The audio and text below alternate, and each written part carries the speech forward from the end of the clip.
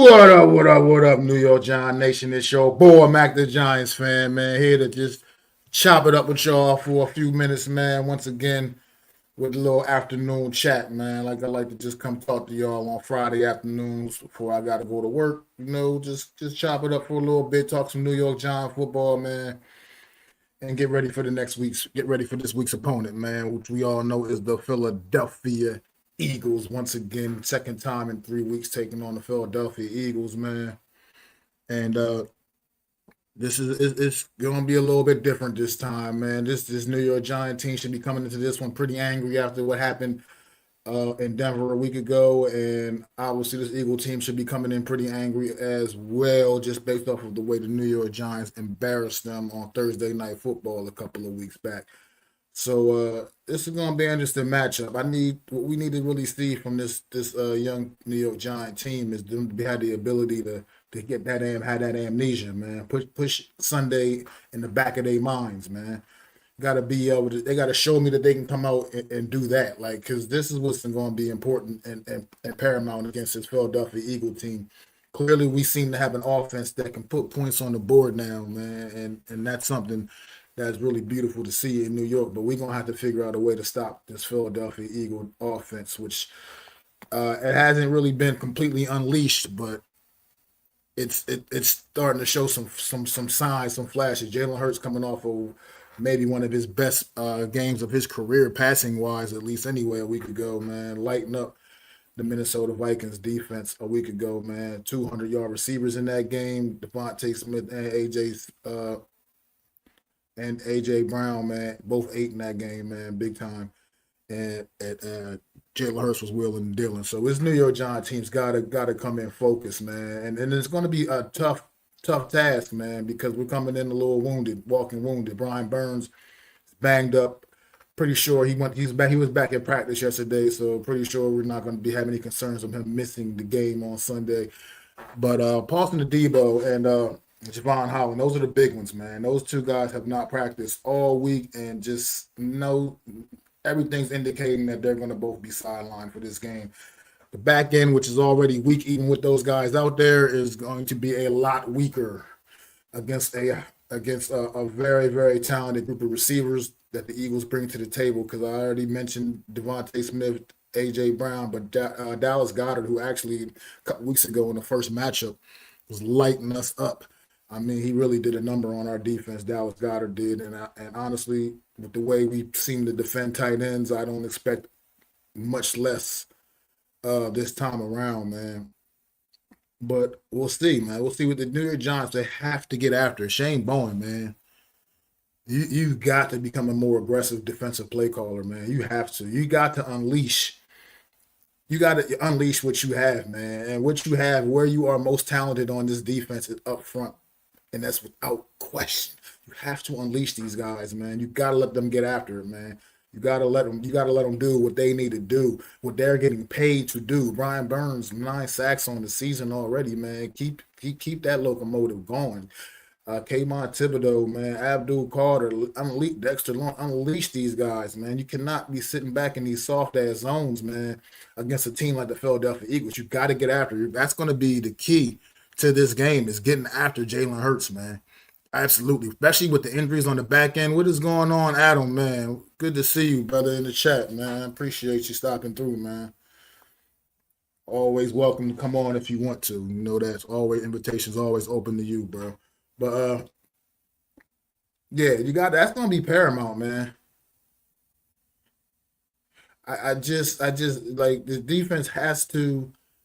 They got to step up, and especially up front, man, because like I said, the back end, the injuries are they're piling up right now, and like I said, you got two of your better players back there now out, so without looking like they're going to be out at least anyway. Paulson, like I said, Javon Holland, Paulson Debo have not practiced all week. Like I said, I'm assuming maybe we're looking at game time decisions, but I'm thinking that decision is going to be that those guys are going to be sitting just based off of what we've seen all week, and there's been them not practicing at all. Says watch AK stream. Can't wait to dish out the smoke. Yeah, I was checking AK out for a little bit before I had to come on with this one, man. I was listening to AK, man. Good to see that brother back. But Yeah, and Deontay Banks, man, like him, love him whether you love him or hate him, which most of New York Giants nation seems to hate this man now at this point. He's gonna be the guy we gotta hope can step up and do something on Sunday, man, because he's going to be out there pretty much the whole damn game. I would assume. Obviously, he's the next man up, as they say. Next man up, it's Deontay Banks, man. So we'll have Deontay, look like we'll have Tay Banks and Cordell Flott out there. Cordell Flott having a pretty solid season thus far, beating out Deontay Banks in camp. At after the first couple weeks of the season, they saw all the staff seen all they needed to see at Banks, and Flop pretty much has had the job since then. But it's going to be a tall task. AJ Brown, John Tate Smith, that's two of the best receivers in the NFL, and they're both on the Philadelphia Eagles, and we got to deal with that, man. Also this defense, this offense is going to be also having a few more extra obstacles as well than they didn't have back in the Week 6 matchup, and that is the fact that Jalen Carter will very much be in this game, and barring some kind of catastrophic pregame injury or something weird like that. But he's going to be in this game this time around, and it's going to be a lot harder to find running lanes when Jalen Carter's out there. I mean, that's just a fact. That's just what he does. He's one of the best at his position in the NFL. And also on their back end, man, getting Kenyon Mitchell back as well. He was not. He also he got injured in the first Giants matchup. Nakobe Dean, who was back in the first matchup, man, wasn't really was kind of. It seemed like he was kind of on a pitch count, playing a lot of special teams in that first matchup, but definitely was a bigger part of the defense a week ago against Minnesota. I expect the same here as well this week. So this is not going to be quite the same Eagle team a couple of weeks ago that you embarrassed on Thursday Night Football, man. It's just not. So the New York Giants, they can't go in there with that mentality either. I don't think they will. I think this team knows that they can't go in there and even remotely taking anybody for granted. The Eagles, this is still the defending world champions. What's good, AK? Thanks for popping in, bro. Yeah, this is still the same. This is still the defending world champions. This is still a very talented football team, despite some of their struggles, early season struggles, man. But we will see, man. We'll see what happens with this team, man. We'll see. Just like I said, this is going to be the key. The young guys they got. Like I said, you got to shake that stink of what happened in Denver off, and that's going to be if they can't do that, then this is going to be a long afternoon for the New York Giants. I mean, if you're going in there hungover and still with your head hanging and sulking about what happened in Denver last week, then but I don't foresee that. I just think this team just is not that. That's something I would have worried about with the team, obviously like a last year or the last couple of years. But I think this team, man, I think they have shaken that off. I think they have now put that in the rear view, man, and I believe that they're going to be ready to go. I mean, I'm not necessarily going to go out there on a limb and predict them to actually win this game and get the sweep of the Eagles, but I wouldn't be shocked if it happened. It wouldn't surprise me, but I'm still not necessarily gonna be bold enough to predict that to happen. I just think that it's gonna be he's gonna have some struggle that we're gonna have some struggles against his team on the road this time. We as we've had struggles on the road, obviously for some time now. This New York Giant team has not won a road game since the Seattle matchup a season ago in 2024. So it's been tough. What's going on, Zion, man? I know y'all come at AK, man, but what's good with you, Zion, man? I know y'all gonna be ready, man. Look, this is gonna be a good old school, hard nosed NFC's matchup, but I think that's what it's gonna be. I don't think the Eagles are gonna just come in and trash the New York Giants by no means. I think they are gonna end up probably ultimately getting the W, unfortunately, because I just think they're flat out better than us. But I think this New York Giant team is going to give them their best shot, man, and it's going to still be interesting. Jackson Dart, man, like I said, you can't say more about what this kid is bringing to the table, the energy, the spark. Like this guy just looks like he's been here before, man. He don't look like some rookie just playing and what now is only going to be what his fifth career start. He don't look like that. He doesn't. He looks like or yeah, his fifth career start. Yeah, he doesn't look like that kind of. He looks like a guy ready to go, man.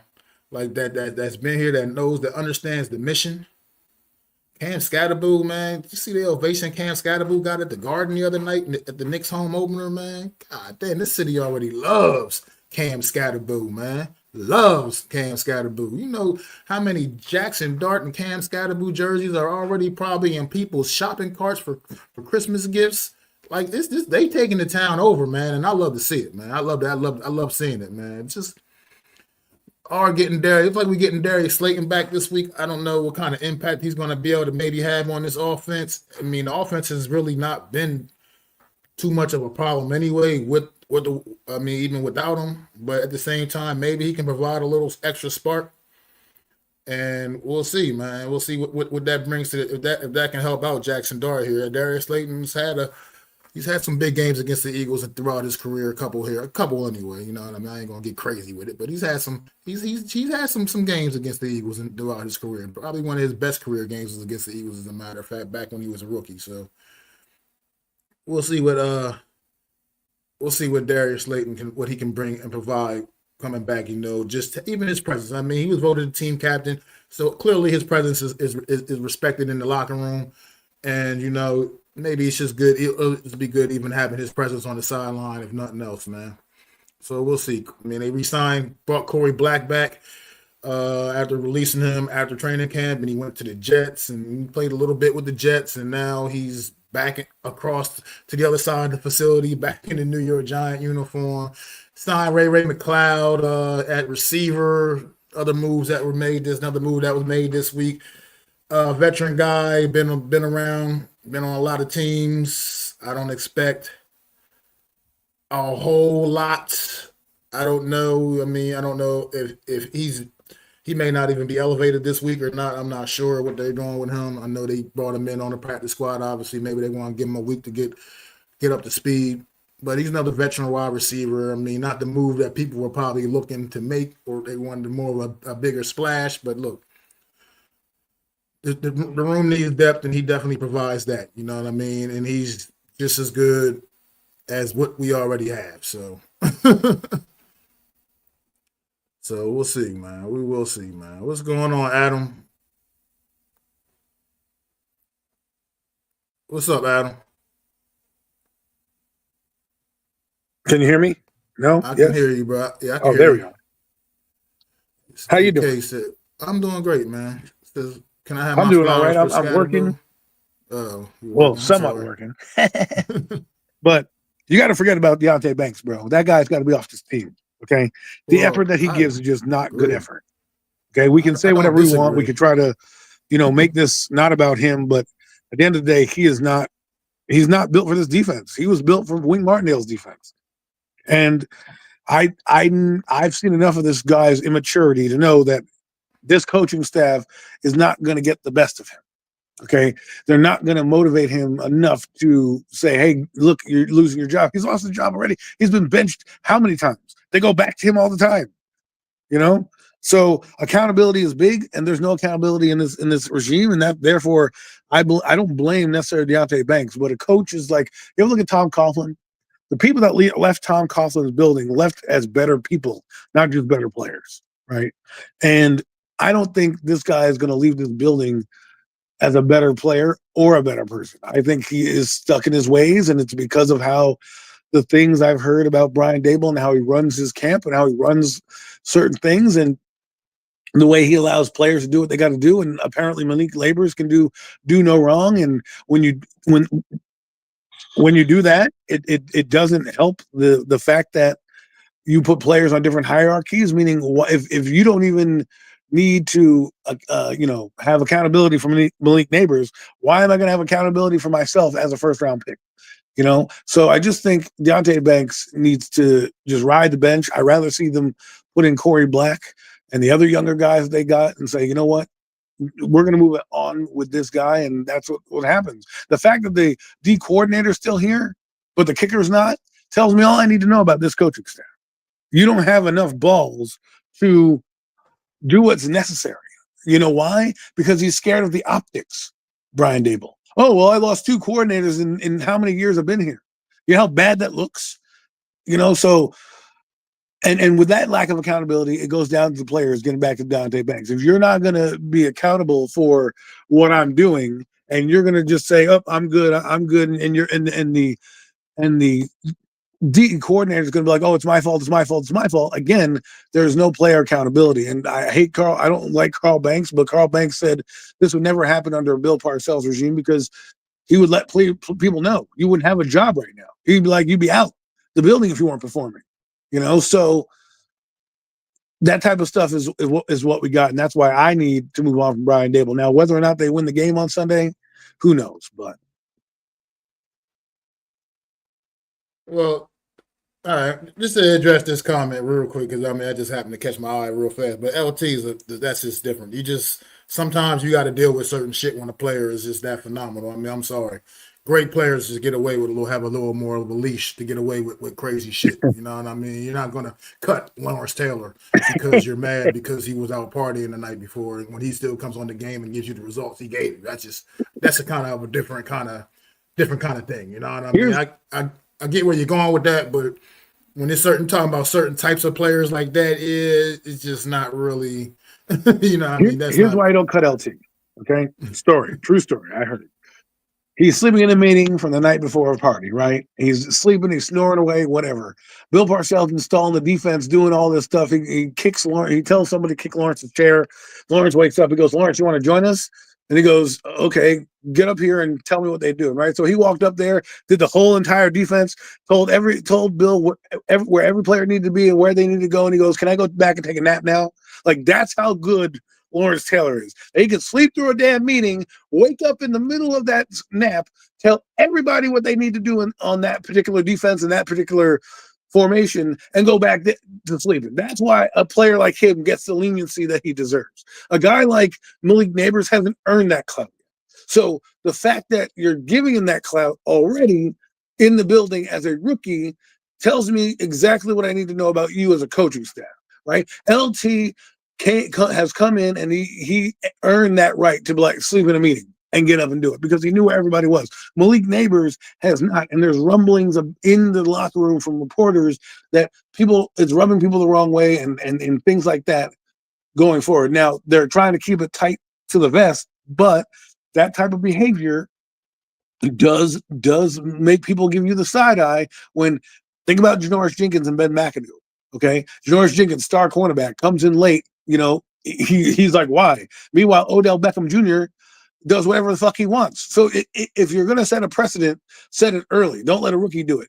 LT is a different story because that motherfucker knew everything no matter what you did, right? If he partied the next day, I mean, people sent hookers to his room and he's until 5 a.m. and he came back and had like 3 sacks in the game. I mean, we're talking about an all-time talent, right? Imagine if he didn't party. Imagine if he went to bed, ate his vitamins, and woke up like a regular person. How badass he could have been. You know what I mean? Yeah, I mean, I don't. Yeah, it just. Well, this 2025 New York Giants team, man, and like this game, I feel like you said, I agree with you with the Tay Banks thing, man. Like I do, I would almost rather just see him on the sideline, man, the whole time at this point in time, and would just rather roll the dice with a guy like Corey Black who hasn't played it down for the New York Giants obviously this season, but he was at camp all summer long, all the way to the end of the preseason, all the way through the whole process. So he knows his defense. And maybe you can get a little something. I'd rather almost live and die with mistakes from a 7th-round draft pick than a 1st-round draft pick that you were expecting, that you had been expecting big things from, and he just cannot seem to step up and get anything done. He's just not he's just not good. At least he's not good in this system. It's just not going to work. It's kind of almost like the names we like were saying. Like, look at, I hate to keep always going back to this fucking guy, Daniel Jones. Look at what he's doing right now in Indianapolis. Yes, that's well and good. Congratulations to Daniel Jones. That wasn't going to happen here. We weren't going to get that version of Daniel Jones here. Right. It just wasn't. He's a guy that I think most of us knew he has the physical tools, but it just wasn't ever going to work out here.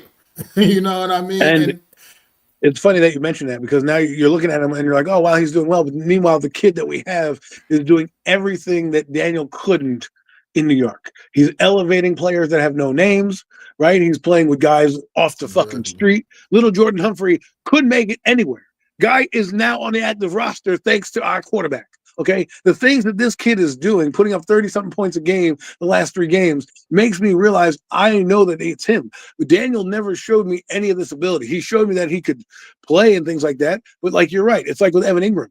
He was injured here. Does that mean he could have been what he is? He was solid here, but he was always injured. So when he breaks off from us and it does well, we can't then go back and be like, well, you see, look what happened. No, dumb decisions are made by GMs because of how players look. And they believe too much in Daniel when guys like Barkley and McKinney, who were good players while they were here under the circumstance, right? Were very good players here. When they left, you're seeing them ascend to all pro levels. Okay. You had all pro and all McKinney. You have an all pro in Barkley. Even Julian Love has played well. Leonard Williams is in the conversation of defensive player of the year.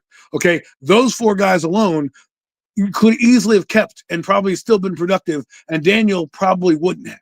So the thing that we have to realize is that if a player is bad like Deontay Banks, he's showing you he's bad. Now, if he goes to another team and is good, that maybe that coaching staff fits his strengths better. But here he's not working out. And like a regular job, sometimes you just can't keep talent just to keep talent. This is a NFL business. There's only 32 of these jobs, and you can't just keep a guy on scholarship because you draft him in the first round. I hate that. If a guy is playing that's better, that's a 3rd round pick, a 4th round pick, undrafted free agent, he's playing better and helping your defense, then nobody's job should be safe. Okay? You earned your right to get there. You need to earn your right to stay on the field.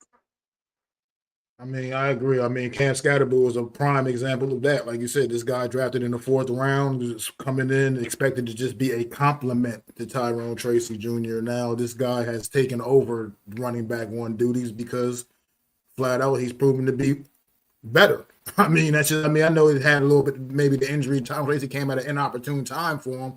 But at the same time, I don't see this going any differently. I think Cam Scatterbull would have still overtaken him for that RB1 spot. I mean, it's just the way this guy plays, the way he runs, the energy he brings to the offense. That's another example of that. Like you said, he didn't draft Cam Scatterbull necessarily to come in and be your running back 1. I don't think he necessarily did. That wasn't necessarily probably the original plan. But that's how things have worked out now. And as New York Giants fans, I couldn't be happier. I mean, this is what we've been waiting for. We've been waiting to see this level of offense. So I mean, look, Giants have scored 10 touchdowns in the last couple of games. I mean, that's not the New York Giants football we've been used to. You know what I mean? We've been used to New York Giants looking like they were allergic to the damn goal line over the last couple of years, man. Like games where touchdown, like what touchdown? Well, the beginning of this year, Yeah. we were in the red. We were in one game. We were in the red zone 6 times and could not do anything. So the fact, and we still have not for nothing. We still have a little bit of red zone woes. If you look at the standings, we still have some problems. But what you're seeing more of is the explosive plays. The downfield throws, the breakaway touchdowns that we didn't get to see early on in the season. We're seeing that now. And not for nothing, our quarterback is a magician right now. I think he's playing a little backyard football, and Dable doesn't care because it's winning games, so he's not reining it in because he knows that if this kid can do anything, he might still have a job.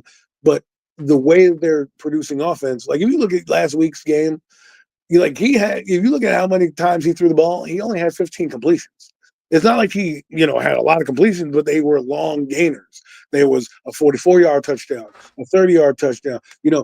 There one receiver caught the ball. Like these type of things don't happen. Yet somehow we still put up 32 points against arguably the best defense in football. So this is what happens when you have a player like him doing what he does. Now, I don't know how long it's going to be here. I don't know when they're going to adjust to him and adjust to the settings, but this is what we see. And the play calling is still not great, but somehow it works because Jackson Dart is making it work. He's not a robot. Daniel Jones back here was a robot, right? And when the play shut down, he short circuited. It's almost like watching Justin Fields, right? In with the Jets, when Justin Fields doesn't know where to go with the football, he short circuits and then holds it and then doesn't say. Then he gets confused. Do I run? Do I not run? What do I do? And all of a sudden it breaks down and he's tackled for a sack because he doesn't have confidence in what he's seeing. He doesn't believe in what he's seeing, and the coaches behind him haven't put him in that position. If you go and look at what Daniel's done now, he went to Kevin O'Connell, right? Kevin O'Connell worked on some of his mechanics, helped him develop some things. Then he goes to the Colts with another guy. They have a decent offensive setting, and their team is stacked. I mean, they have an all-world offensive line. They have decent skill sets in Warren and Pierce and the other guy, Pittman, and they have an all-world back. That's all the stuff that we talked about. Daniel would thrive in is what the Colts have because they built it up. What the Giants have now is not what the Colts have, and yet we're still scoring 37 points a game. This is what I talked about when I meant how a quarterback can elevate you. And I'm hoping that we got a guy that will be in the conversation, like with Jalen Hurts. Is he a top 10 guy? Is he this? I'm hoping we got one of them because I believe his talent is good enough. Whether or not the coaches put him in that position, we'll see. I mean, I think we definitely got that guy, man, in Jackson. Though I just think, I mean, we finally got that part right. It's just the building everything else up around him properly now. I mean, the offensive line, like I said, since Andrew Thomas has come back, it's just looked like such a more competent group. I mean, I can't really I don't have much complaints about what those guys have been doing up front. JMS like he'll be getting back in the lineup this week as well. So I mean, I don't know how I feel about that still. I feel like Schlottman's played perfectly fine over the last couple of weeks, but we'll see with JMS. I mean, JMS, for what it's worth, also has stepped up a little bit since, like I said, return to Andrew Thomas. How can just that return to that one guy just make everything else that much better? He's Man, so good.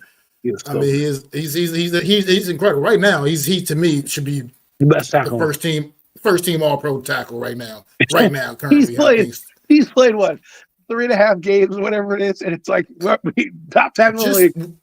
I mean, just what he did to Benito last week. I mean, that was a phenomenal performance against an amazing pass rusher in Nick Benito, and he just made him a non-factor in that game completely. Just completely took him out of the game. Never even really knew Benito was never an issue in that game last Sunday for the New York Giants because Andrew Thomas was just handling him the entire game, man. Like, just it's incredible what Andrew Thomas is doing. But no mess up here with this comment about with the Forbes thing. I get that, and I agree. The New York Giants need to kind of handle this the similar way. Washington had no problem getting rid of that guy, getting rid of Forbes, and the Giants should have the same problem not getting rid of Deontay Banks. I mean, when you say he was a bad draft pick, I wouldn't go that far because he had a pretty solid rookie season and was a promising rookie season, and we were looking forward to him taking that next step in his second year, which he clearly did not take, and he has even regressed. It's like even farther now here in his third year, but his rookie season, I think is a little drastic to say he was a bad draft pick because he did have a promising rookie season under Wink Martindale, which is a defense in which he was selected to be a part of. Exactly. And unfortunately, that's not the situation the Giants are in now, so they should just cut their losses and move on from the guy while he has, I mean, any maybe potential value at all. I don't know how much value he actually has because he fucking stinks. So I don't, but... Sorry, the way you put it just made me laugh. But I hear what you're saying. But that's why I look at other teams like Nomad's brought up with the Commanders. They drafted a guy. They drafted that guy high. They drafted him higher than Banks. Okay, he was higher than Banks. Yeah, he was drafted higher than Banks, and they gave up on him because of whatever it was. They said, you know what, we need to move on. This guy is not good. We got Marshawn Lattimore. We got this Sarah Still kid, and then we drafted Trey Amos in the second round, right? People in Washington don't even give a damn anymore about Emmanuel Forbes. I don't even know if he's still in the league. And therefore, what am I getting at? Well, I'm getting at is that the GM had enough cojones to know, you know what? I made this draft pick. I fucked up. I'm going to move on, and we're going to move on as an organization and put it behind us. Our team is too ego-friendly. I mean, Evan Neal, what is he doing? If he's not traded, I don't know why he's still on the roster. We have injuries up and down the line, and that guy still can't get a uniform. Are you kidding me? Still, we're probably going to put Josh Azudu in over him whenever he returns over this guy. Like, there's nothing that Evan Neal can do, but yet he's still on the roster. Why? Because Joe Shane and these guys are so worried about their egos and looking bad that they just don't give up on players. Kayvon Thibodeau hasn't lived up to the 5th overall pick that he was at. Are they going to get rid of him? I don't know. They might want to keep him. Everyone's telling me he's doing well. Yeah, well, guess what? You measure a defensive lineman by his sack totals, okay? And when you have 2.5 sacks and you give up big plays in the game more than once against Bo Nix running around that right side and that left side, and they're coming at you and they're targeting you, that's bad.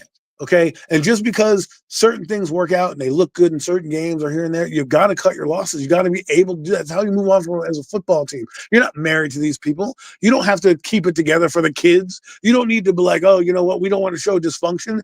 No, you're in a business. And if you want your business to run correctly, you put the right people in place and you move on from the people that don't do it. Again, I go back to Parcells. I hate to use that, but Parcells, when he became coach and he did it, he got that bad season. He said, I'm going to do it my way. I'm going to weed out the softies, and I'm going to get guys that believe in my system and work at the pace I'm looking at. Okay. And that's what they need to do. Don't keep losers around just to keep them around, because that doesn't boost the morale of the team.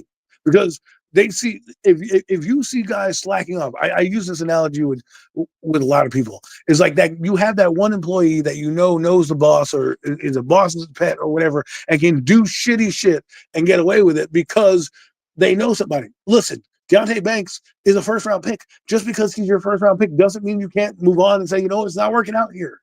Here you're still young. You still have your whole football life ahead of you. Go see if you can do well over in Seattle, over in LA, over in another thing. And if you stink there, then you're out the league. But with us here, we've got to get players that want to be here, that you're going to play, and that you're not just stashing away on practice squad doing nothing. Because to me, Evan Neal, get a draft pick for him. Get a resource for him. He's doing nothing. Deontay Banks, not playing well. He needs accountability. Bench him. Yeah, I totally agree, man. Like I said, with everything you just said about all those players, man. Like you said, you just sometimes you gotta know when to cut the loss. And here's the thing about Joe Shane that seems to bother me. It's like he's too arrogant to admit his own mistakes. He calls himself, I guess, trying to clean up what he maybe thought was Dave Gettleman mistakes, like when he got here, and yet he won't clean up any of his own mistakes. Like I said, he had no problem getting rid of Kadarius Toney, right? No problem whatsoever getting rid of Kadarius Toney. He didn't feel tied or married to Kadarius Toney in any way, so he just got rid of that guy, which he needed to be done. It was the move that needed to be done. But it's just the point that you got to look yourself in the mirror too, man, and you got to understand the mistakes you've also made over the last few years. And you got to get rid of these guys, man. Evan Neal, like you just said, there's no reason for him to be a part of this team in any way. He hasn't gotten a uniform one game this season. What are we holding out for? Oh, somebody gets hurt. We'll bring Evan Neal on, or somebody we'll bring him up. If somebody we'll give him a uniform. He's not even on a practice squad.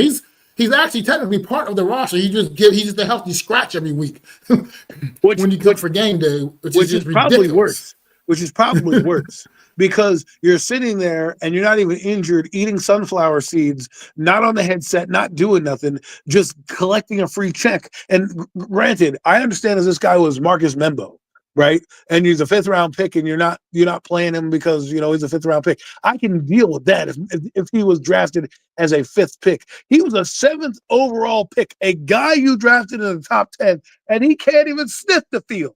And you don't think and here's the thing that's mind-boggling to me. Okay, coaching. It comes back to that. If this is Tom Coughlin, that guy would be in the jumbo package right now. He would be the swing tackle. He would be everything that you need to do. But in this case, we don't do any of that shit. We spread him out wide. We do all this. We don't even bring him up when we need to. We have injuries across the offensive line, and yet we don't do. You don't think this guy's a better run blocker than John Runyon? I mean, my goodness. Yeah. Because he does do that well. I agree. He definitely does that well. That's the one thing he does. He has proven to be able to do well. Right. And we can't add him on the goal line. Like I see booty ass linemen all over the fucking league getting a fucking hat and being able to contribute, whether that's on special teams, whether that's in jumbo packages. But we have a 7th overall pick that is sitting on the bench not getting better because he's not playing, not elevating his game and beating out anybody in front of him. I mean, let's be honest. You can't beat out Van Rotten for a fucking spot. You're trying to tell me that Van Rotten is a better talent than fucking Evan fucking Neal, but for whatever reason, he put himself in the doghouse with injuries and lack of, I guess, work ethic or whatever. But that's on you, coach, that he's still fucking here and doing nothing. Jalen Hyatt, the guy's got 4.2 speed, and we can't find a way to use him This is why I keep going back to the coaching staff, because partially it's on the player, but you can only do so much as a player if you're not getting the ball. Right. And if you are getting the ball and you're dropping the ball, then guess what? I'll yank you off the field. Hey, man, I gave you touches and you botched it. Well, you're not even giving him touches. You're not even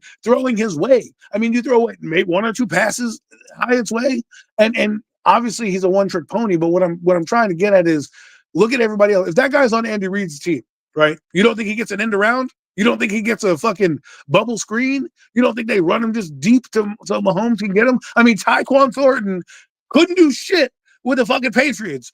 Goes to fucking Kansas City, and all of a sudden Tyquan Thornton's a household name. That's what they do out there. That's, like you said, that's what great coaching is. Like with a guy like Jalen Hyatt, as much of a disappointment as he's been, like you said, a coach like Andy Reid absolutely would find a way to use them. We brought this up the other day when we were talking about the same thing about like Kadarius Toney, for instance.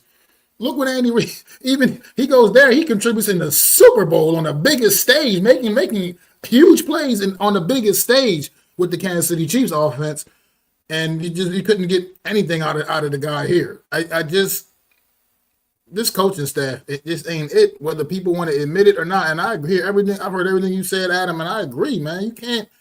You can't use the Jackson Dart thing to say, oh, let's keep Brian Dable around because no.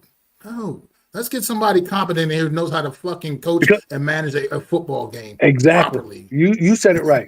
Manage a football team. Great. He found us Jackson Dart. He put him on the table. That's great. But the rest of the football team still has problems. The rest of the football team, decision-wise, is bad. Like, if you want to go back to this game, right? How do you I think it was Carl Banks who said something, or one of them said Bill Belichick. Oh no, it was Chris Bizignano from the podcast, Giant Insider podcast. He said Bill Belichick used to tell Josh McDaniels or Matt Patricia, you're gonna punt here, right? You're gonna blitz here, right? You're gonna be aggressive here, right? Even if he wasn't asking him, he was telling him you're gonna do this, right? This is what you're gonna do. Even if you know and you want to give autonomy to your coaches, right? To let them do work. You are the head coach ultimately. You are the CEO of the business. And if you're going out there running 8 personnel out there, now, yes, granted, I agree that people need to make plays. And even Brian Dable said that they ran the same play in the second quarter and it tended to work out. Great. You ran in the second quarter, but whatever happened in the fourth quarter was mental anguish, and you practice all this stuff. Obviously, there's a disconnect somewhere because in the money moments, we don't have a money team. We have a team that has penalties, that melts down, that doesn't have the mental fortitude to get over the hump, and that's all on the coaching staff. And then I have the deep coordinator saying, "Well, it was my fault for a bad call." No, bro, it's the head coach for not correcting you and not being able to stand there and be like, "Listen, man, 10 toes down, you need to fucking blitz. I don't give a fuck what they're running. You need to fucking blitz. All right. I don't care if you give up a big play. We need to be aggressive here. Whatever. We'll roll the dice that way." Instead, what did you do? You rolled the dice. The players didn't execute, and then instead of taking accountability, you put it on your coach, who then has to go up there and basically say to himself, "Well, I didn't do a good job." Then if you didn't do a good job and you're blaming him and you're letting him take that blame, he needs to be fired. He needs to be gone. All right. I don't care how it looks to you. I would respect you if you came out, Brian Dable, and said, "That's unacceptable way we play defense. Guys are going to get benched. Things are going to happen. Changes are going to be made." I'm not going to tell you right now what changes are going to be made. You'll obviously know what they are, right? And boom, I'll respect that. You may not win, and you may not, there may be some, a disconnect in the defense, like what happened with the Jets when they got rid of Salah and Ulbrich took over and the defense was even worse. You got to live with that. You got to live with that. Okay. Because this is the guy you brought in. This is the guy who's melted down and you're not taking accountability for it. And this is why no matter what happens this season, if they don't make the playoffs, I need him gone because I need a guy that's going to come in here, be able to push back against ownership and say, "No, I'm starting Jackson Dart." Be able to push back on that guys want to play with. I heard from that same podcast that Brian Dable was constantly yelling at Shane Bowen the entire end of the series. That thing, he blew up and erupted on the guy. He still has the same tendencies that he had that pushed Wink Martindale out. Yet you're yelling at this guy for what, 10 or 15 minutes towards the end of the game, throwing your headset on the floor, but this guy still has the job. Oh, we got rid of the kicker who shouldn't have been on your team in the first place, but yet you do this. And that's why I don't think they're going to go anywhere with this team. And I look at it like this. Doug Collins and the Bulls still went to the playoffs. You know what they did to Doug Collins? They got rid of him. They brought in Phil Jackson, and they won championships. Even though they had Michael Jordan, right? He wasn't doing anything, couldn't get him over the hump. Yet they brought in another guy and was like, you know what? Doug Collins, you got us to the playoffs. Can you elevate us? Obviously not. Let's move on.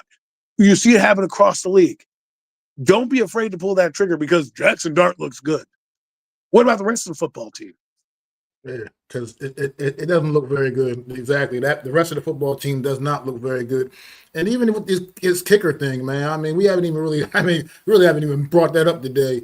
But even with that, like, I'm not even convinced if Graham Gano wasn't ready to go, were we gonna still not address this situation? I feel like this team messed around and wasn't going to if Graham Gano wasn't ready to come back, might have messed around and still ran Jude McIntyre out there again this week. Yeah, but I just feel like. But Mac, this has been a 4-year problem. You lost the game a couple years ago like that. You lost the game against the Patriots like that because you didn't have a fucking kicker because your guy got injured who you knew was injured and he slogged through it because you had nobody else on the roster. These are the little details of this regime that pissed me the fuck off. And you know what?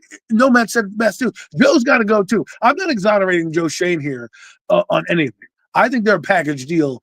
Anyways, now I know how the Giants operate. They're going to probably be like, oh, well, we can't fire both of them, and redo it. And I know that he's sick and he's going to be like, oh, I don't want to make changes. Well, I'm hoping that the Koch family steps in and says, listen, I understand you're having some troubles over there. We need to make some changes because the product that we bought into is not the product that we believe in. And we have better ideas and there are better candidates. There are going to be a ton of great candidates out there. And if our team doesn't make the playoff, I'm talking about playoff. I don't care about 7 and fucking 10. I don't care about that. You're in year 4 with this fucking roster. There's no way in the games that we played that we should be the record that we are. We're the record that we are because of mistakes that were made by the coaches, of the undisciplined play that comes down from the coaching staff. This is why we're bad. Okay. It's not just a collective. We have talent. We can compete with anybody every week. I'm tired of hearing, oh, well, we're going to do that. That was year 1. If this was year 1 of his regime, I'd say, you know what? Keep him. Look what's happening with the Jets. Aaron Glenn could possibly be fired in 1 year because that team is atrocious, right? This guy's had 4 years and we're talking about let's be 7 and 10. No. Unacceptable to me, especially where you have injuries, where you losing games by what? You beat the Dallas game, you have another win. You beat the fucking Saints, you have another win. The Saints haven't won a game since you played them. They can't even get out of their own way. You lose to that team, and they have the only win there. Imagine if you won those games. Imagine you put yourself in those positions. You were able to have attention to detail, accountability.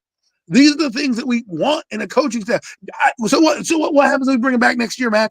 What, he goes 8-9 and we don't make the playoffs because of stupidity and boneheadedness? What are we going to say? Oh, well, Jackson Dart threw for 3,500 yards. Let's keep it. No.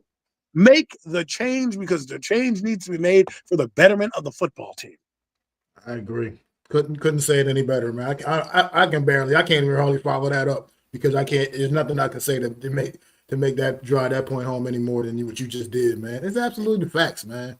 Because look at the games that, like you said, those couple of games, week 2 against the Cowboys, week and then go to the last week's game against the Broncos. Those 2 in particular. I mean, the Saints kind of kicked our ass with the turnovers. That was just an unraveling in that game in which the turnovers, everything. So they kicked their ass. They earned that victory. They kicked our ass. But Dallas, the Broncos, come on, man. These are games that should have absolutely been won by, and that's 2 more victories the New York Giants should definitely have. And instead of sitting here at 2-5, we should be very much sitting here at least 4-3. At the very worst, right now, we should be sitting here at 4-3. Legitimately. Right. Exactly. And you know what happens when we're sitting here at 4-3, Mac? We're talking about the wild card. Hell, we're going into this game talking about we're going to win the fucking division.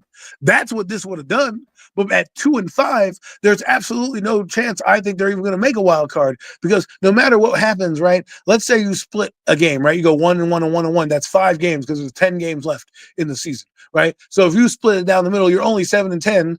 And even if you were good enough, there's still, if you took all the teams above you and did the same thing, you're not in the playoffs. So what are we sitting here? I understand Jackson Dart is it, but Jackson Dart is him. I saw in 3 games that he's him. I don't need to sit. I know that Brian Daboll's not him. So I need to make a change to do that. And I should take the damn GM because let's say, for example, John Harbaugh, right? That team is imploding. Now they have injuries and everything like that. Let's say the Ravens go, you know what, John, we're going to go in a different direction, this year, whatever, and they fire him, right? And he's on the block. If I'm John Mara and I'm sitting there and I look at my fucking little day ball and I look at John Harbaugh, I should be like, you know what? I want an upgrade at the position. You know what I'm saying? Because that's what business owners do. They for example, my wife's interviewing for a job. The person that she's interviewing at that job was doing a bad job. So this person needed to upgrade. They got rid of the person in the position that she's interviewing for, and now they're looking for somebody better. That's what you do. Okay, you don't just sit there and be like, you know what? I like how this is going. Let's just keep it. He's a nice guy. The fans like him. Everyone's high fiving him. Are we hitting our numbers? Are we making our goals? Are we doing what we need to do to be a football team? Competitiveness is a standard. It's a low standard, and in this organization, we accept low standards. Right? I need us to go back to giant pride. I need when Tom Coughlin left. He took everything with him. He took all of our manhood, all of our pride, everything that we had went out the door with him. And ever since then, we have not been able to navigate a competent, contending football team. And what I mean by contending, like this defense is overrated. I don't care what anybody tells me. You're over fucking rated. All right. You have all this talent, yet if you look at their statistical categories, they're in the bottom of the league in everything, in every category. Like the 28th ranked defense in the league. They gave up 100. Right. They gave up 150 yards to the Broncos in rushing on the field. They gave up 300 yards in the air. Right. And yet somehow we were able to overcome that. Well, hero ball, even though, Jackson Dart got lucky at the end because technically there should have been 2 interceptions on that play. But shit happens. We got lucky. We got down the field. We scored. Yet somehow you can't close out a fucking game. And when I see the same things happening in a game in week 2, that are happening in a game in week 7, that tells me you haven't changed your stripes and it's not going to get better. The same thing shouldn't happen. We talk about Daniel Jones, right? Like, I hate to bring it back to him. We were mad because he was making the same mistakes he was making as a rookie, right? This coordinator is doing the same thing that he's done the past 2 seasons. The run defense hasn't improved. Okay, you're making dumb personnel decisions, and you collapsed in how many games? How many times have we've been sitting here in these games saying, "I hope they don't march downfield and score," and they do it. And if it wasn't for Jackson Dart in these last 3 or 4 games that he's played, we'd probably be 1-7, 1-6 right now. Even worse. Gracious. Because Russell Wilson is cooked, can't do anything. Our defense can't stop a nosebleed. And the only guy on the defense that is playing out of his mind is fucking Brian fucking Burns right now. And you can tell the frustration that he has. And then to tell me that you're coming back with that guy against Eagles, right? Regardless of how the Eagles look, how am I supposed to believe that Brian Burns is going to believe that this guy is making the right call? Exactly. Because he just hasn't shown an ability to do the right thing. Like I said, go back to that point with the right call. You always got to play to your strengths. The strength of this defense is clearly up front. The back end of this defense, I think most of us can agree, is absolute ass cheeks. Up front, we got players up front, man. So that even just goes to show you about the kind of coach that Shane Bowen is, because that's where your strength is. Those are the guys you need to rely on. You need to rely on those guys to disrupt this game, to make a play, to make the plays in the critical moments when you count, because those are your best guys. Those guys up front, those are the heart of your defense. That's where your best players are on this unit. And you just sat there and you think, oh, because we're going to drop so many guys back and let the quarterback just have all day to throw the football to find. Like, come on, man. This is the NFL. You can't just let a quarterback be that comfortable. You can't do it. And he did the same thing against Dallas. He just did the same thing here against Denver. You just had to keep them, and you had 30 whatever seconds, and you needed to keep their asses. They had no timeouts, or did they had the one timeout? They had one. They had the one timeout. You had the 30-some seconds, and you needed to just keep them from getting into field goal range. In one damn play, they were in field goal range. They even had a One penalty play. on the kickoff. They had a penalty on the kickoff that set them back a few yards.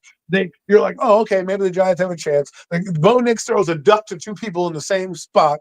He was going to fucking Sutton, and it ends up in Mims' hands. How, I have no idea. You got the thing is this: as much as I want to blame the defense, how come Brian Dable's not calling a timeout for Brian fucking Burns limping his way down the field? Like Exactly. situational awareness is another reason I need this guy out of here, because you basically gave up an extra 5 yards to a team that has a kicker that's pretty good. You gave up a 5 free yards because Bo Nix understood the moment. You may not like Bo Nix. I know Mac does. He likes Bo Nix. People may Love not him. like him for whatever reason because he's not the glamorous guy. But on money downs and situations, he does well. And in that moment, he understood. Oh, look, Brian Burns is hobbled. Let me spike it up, spike first down, and an extra 5 yards to get closer. And then what did they do? They made one. They essentially had 3 plays. They had the bomb, the spike, extra 5 yards, and then the fucking back shoulder throw to Sutton, and Sutton, game over. Game over. Game over. And I don't know what they need to do, but special teams. Do you realize the Broncos special teams were shitty coming into that thing? We can't get a return to do anything. We can't do anything in this thing. So the last 5 minutes of the game are a crucial 5 minutes. And this is what I talk about by down and distance. You can't let um, a young player dictate what you're doing, right? You can't let hero ball save you, because that's what's happening with Jackson Dart. He's going above the X's and O's, above the game plan, and literally competing his ass off to not lose. But that doesn't negate a bad coach. That doesn't negate the shit that they do when the crucial downs are there. And that's what scares me about this team, and that's what scares me about keeping this guy around long term, is because when will you don't see that happening with other teams that win. You don't see them melting down. Okay. And again, we go over the history of the game. 50 years. Teams with 18 plus points do not lose in 5 minutes except for the Giants. You cannot make that shit up. And this is not the first time that they've happened. You know what happened with Pat Shurmur? They cut him. He had meltdown after meltdown. How many field goals did we lose under the Pat Shurmur era because of him? Yet the offense scored 35 points a game. Here we are back again where there's undisciplined nobodies going on. Remember, Pat Shurmur lost his job because he wouldn't fire his defensive coordinator. You had a chance to fire him, and you're too worried about what it's going to look like to even do it. And that's why I hate to harp on. We should be excited. We should be excited, Matt. We should be excited for this fucking game. I'm excited to watch start, but excited for the fact that we possibly could be in the division race. Right now, we're holding out hope that the Eagles somehow fucking lose it again, and I don't think they will lose it again. I don't think they're going to play as badly as they did against us twice in a row, right?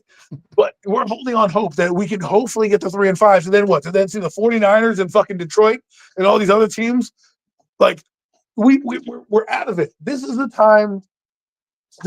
We shouldn't be where we are, Mac, and this is why I'm so adamant about getting rid of these guys, because another coach has this team ready.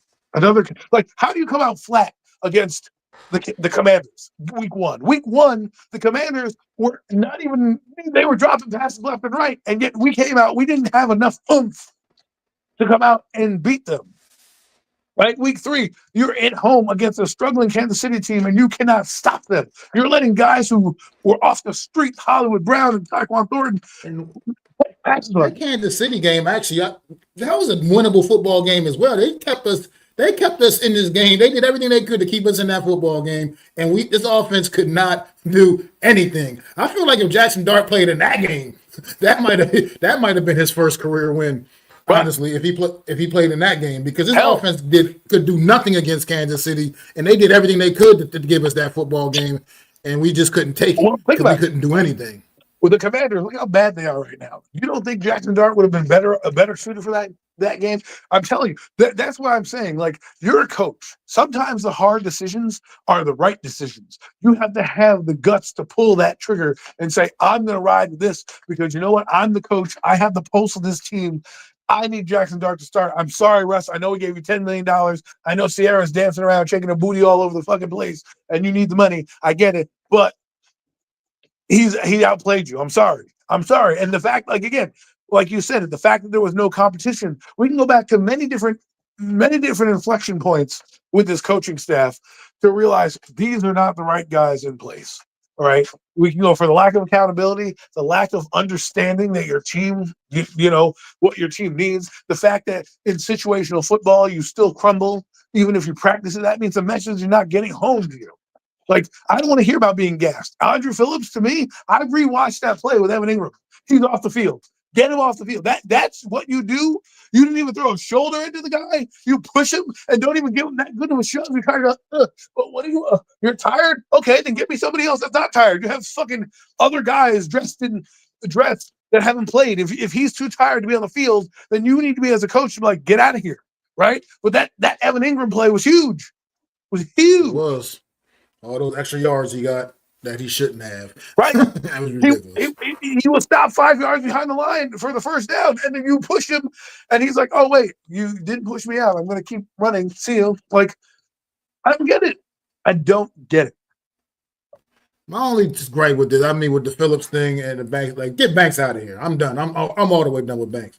But as far as Phillips makes plays here and there, I don't know, he has these mental breakdowns sometimes too. But he does make plays sometimes. At least he does make some productive plays at times too, man. I mean, I can't totally.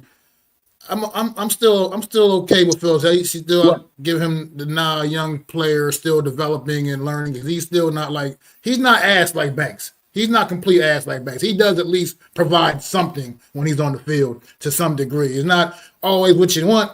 Obviously, in coverage, he's been a liability for sure. But I mean, he also makes some plays sometimes, man. He'll come up there and make those tough tackles, get a good stick behind the line of scrimmage. Obviously, that was not a good example of that. The Evan Ingram play was not a good example of that. But Listen, that's usually that's my point. That's usually a play that he does make. Honestly, that's usually the play that Phillips you can usually count on Phillips making, and that was just I don't know, head well, completely in his ass on that one. I call that to mental fortitude. That means you're weak because it doesn't. We talk about this 60 minutes. Give me 60 good minutes of football. 60 good minutes. They gave you 55 and a half minutes of good football, and they fucking melted down. And it was the meltdown. The beatdown was real when the Broncos took the lead. You know, when they were up 30-23, the game should have been over then, and we would have been talking about how, while it was a collapse, what the defense did. The reason why it was even worse was that you lost in the final 40 seconds of the football game. And there were plays that could have been made that weren't. Now, I'm not like you. I don't say, well, that's great, he made a play here, because those guys get you fired. Because those are the guys that get you fired. They make just enough plays to keep you around, but they don't make the plays that are needed to be there. And you're like, well, he made that play. Let's keep him around. But guess what? You gave him a 50-yard touchdown. Game's over. You know what I mean? So I don't want to get rid of him because he's young and he's still in his second year. And I get what you're saying, but the up and down nature of things is what is costing us in these games, right? Cam Scatterbo, first year player.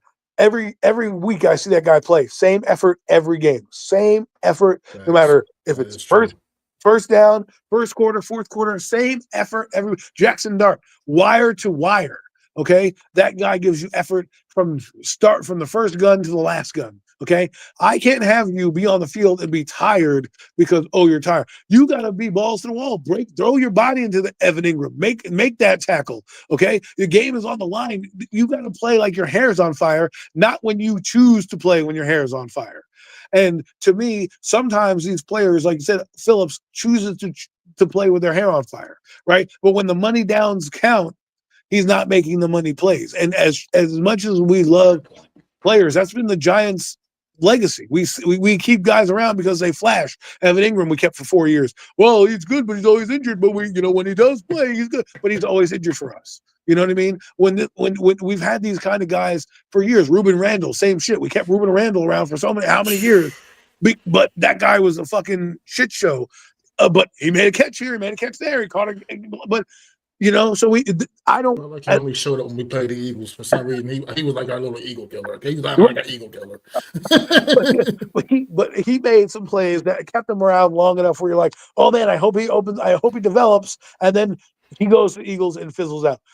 So the Oh, I Giants have had forgot he did that. I forgot he went there. I totally yes, forgot about that. and he fizzled out, right? But my point is that we've had guys that do that. And Ruben Randall, second round pick, high pick, you're like, ooh, you're happy. You fucking got rid of Akeem Nicks for the guy, right? And he was showed up when he needed to show up. He had a solid season, but and he did solid things in games. But there's a game against the Commanders, Redskins at the time, where he catches the touchdown and it gets knocked out of his hands, and they're like, it's incomplete. You got to make that catch. It was a routine catch that got knocked out of his hands for a touchdown.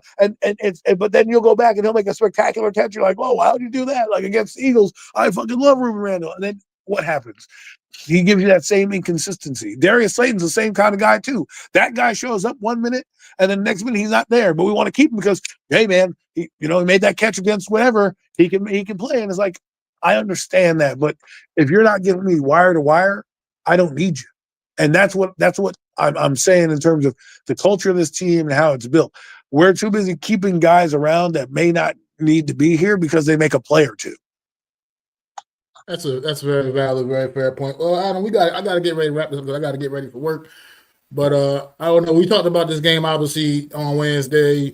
I know which way you went on Wednesday. I want to know if here we are Friday, if you're feeling any differently about your pick from Wednesday. No, I still think people don't understand how revenge works, and they're embarrassed. Right? We embarrassed the Eagles, and as much as we got embarrassed, I don't think that this game is going to be as easy as a cakewalk, and I still think the Eagles somehow find a way because that's what they've done most of the season outside of their two losses, and even in one of those two losses, they were leading the entire way until they had a bit of a meltdown as well in their team. So I don't think that's going to happen this time. The Giants are too banged up in the secondary for me to think that they have a chance. So I'm going to still pick the Eagles. I don't know if things have changed for you, if you've heard anything differently, but I still kind of think the season kind of ends in Philadelphia next week. Nah, I'm trying to just stay on the same boat from Wednesday. I just can't right now pick this team. Right now, I can't pick them to win a road game because they just haven't proven that they can do it. And like I said, I think it'll be a competitive football game, no doubt about it. I think it'll be a great classic NFC battle. But I just think the Eagles are just better, and they're going to get the job done this time around at home, man. I just really believe so. I look for them to try to assert their will with Saquon Barkley, and I just see like them kind of getting the best of us. But I think it's going to still be a very good game, man. I really do, man. And it'll still be fun to watch. And I think the rest of the season will still be fun to watch from a standpoint, but I just can't have the high expectations, man. I just got to understand the situation and understand where we are, and this team has so much more work to do. And I think Well, it's going to be a lot of highs, lows, ups and downs. It's going to just be this is how it's going to be, man. the last thing I'll say is I don't think we're that far off. I just think the coaching staff is not what we need to get this team in the direction that we need it to go. And when we get a staff in here that can do that and get all the players to buy in and play at their best ability, this team, the sky's the limit for this team. But until that happens, just enjoy the rookies like Dart, Scattaboo, Darius Alexander. Enjoy them playing football because I'm telling you, folks, I'm sorry to say this, the season was over last week. And if they don't win this week, it's definitely over. But enjoy those players. But I just wanted to say that because I think we have talent that can get us over the hump. Our quarterback is who he is him. And if we put some things together, we could be competing next year, probably for at least a wild card, if not the division. Absolutely agree, man. But that's gonna be it, man. For this week, man. I appreciate you in the chat. No mess, no nets, no jets, man. You are my guy. I really appreciate you always showing support to the channel, man. Definitely appreciate you in the chat. Thank you for getting that weirdo out of here. That weird ass comment he put up there. Wealthy Mind, if you're still in here, I appreciate you stopping in. If you're new to the channel, man, hit that subscribe button, man. For me, hit the like for the stream. Really appreciate it. Just help the channel grow, man. Everybody in the chat, make sure you sub up to my guy Adam Casas, man. Go to his channel at Adam Casas. Hit that subscribe button, man. Hit the like for all his content. Hit the thumbs up for his content, man. Hardcore Sports as well. Go to the Hardcore Sports Network and do the same thing. I really appreciate y'all supporting the Hardcore Sports Network, man. Got a lot of great content creators throwing out content, man, putting it all together, man. AK, one of the leaders, is back.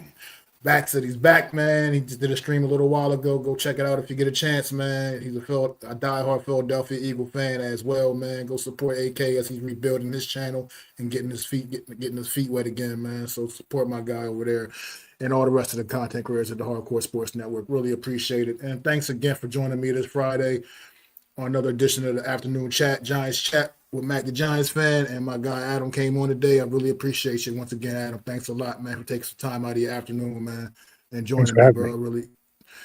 And enjoy the game on Sunday, man. That's all I got. And I will be having an aftermath Sunday after the game. So immediately following the game, you come back to Mac the Giants fans channel and you check me out for the True Blue aftermath. And I hope it can be a good one.